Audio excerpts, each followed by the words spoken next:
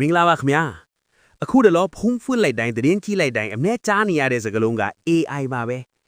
ChatGPT တို့ Gemini တို့ဆိုတာတွေကလူတွေလိုပဲစာရေးနိုင်တယ်ပုံဆွဲနိုင်တယ်ပုံစာတွေတွက်နိုင်နေပြီဆိုတော့လူတော်တော်များများစိုးရင်လာကြတာတခုရှိပါတယ်အဲ့ဒါကငါအလုပ်ကို AI ကလူသွားတော့မှာလားဆိုတာပါပဲဒီနေ့ဗီဒီယိုမှာဒါကိုအရှင်းဆုံးထိအောင်ကျွန်တော်ပြောပြပေးသွားပါမယ်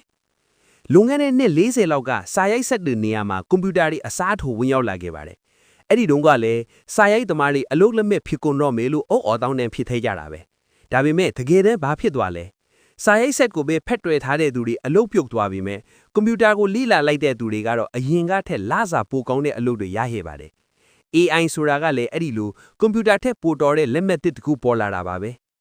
AI က data တွေကိုအလွတ်မှတ်တာပြန်ပြောတာတော်ပါတယ်ဒါပေမဲ့ तू မလုပ်နိုင်တာ၃ခုရှိပါတယ်AI ကမင်းကိုချစ်တယ်လို့စာရေးပေးနိုင်ပေမဲ့အချစ်ရဲ့ရင်ခုန်တန်ကို तू တကယ်မသိပါဘူးစိတ်ခံစားမှုနဲ့ဆုံးဖြတ်ရတဲ့အလုပ်ဥပမာဆရာဝန်စိတ်ပညာရှင်အယောင်သမားတွေမှာလူကအမြဲနံပါတ်1ပါပဲ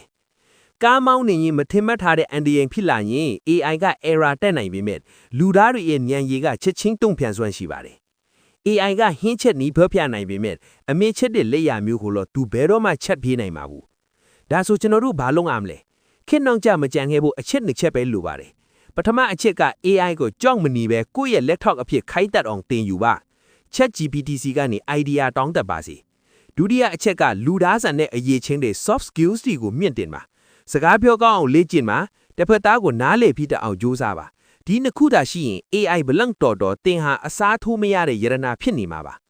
အနစ်ချုပ်ရရင်တော့ AI ကသင်အလုပ်ကိုလူမှာမဟုတ်ပါဘူးဒါပေမဲ့ AI ကိုကျွမ်းကျင်တဲ့သူကတော့တင့်နေရာကိုဝင်ယူနိုင်ပါလေဒါကြောင့်ဒီနေ့ကစပြီး AI နဲ့မိတ်ဆွေဖွဲ့လိုက်ပါဒီဗီဒီယိုလေးကတင့်ကိုအမြင်တစ်တစ်ခုပေးနိုင်ခဲ့ရင် like ပေးခဲ့ဖို့တောင်းဆိုချင်ပါတယ်တင့်တငယ်ချင်းတွေပါဘဟုတုတရအောင် share ပေးလိုက်ပါဦးအားလုံးပဲ AI ခေတ်မှာအောင်မြင်ကြပါစေခင်ဗျာ